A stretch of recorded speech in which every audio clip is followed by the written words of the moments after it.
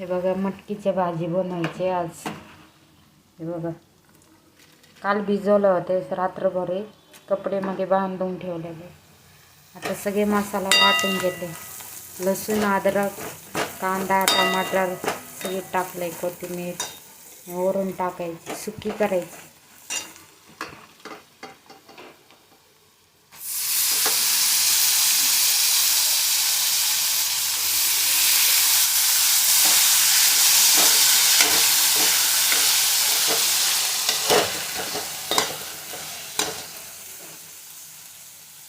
थोडं कोथिंबीर टाकायची. कोथिंबीर चांगली नाही लागत म्हणजे. लाईक करा, सबस्क्राईब करा.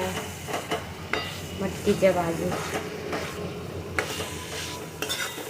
मस्त वास येते बघा. तुम्ही पण करून खावा.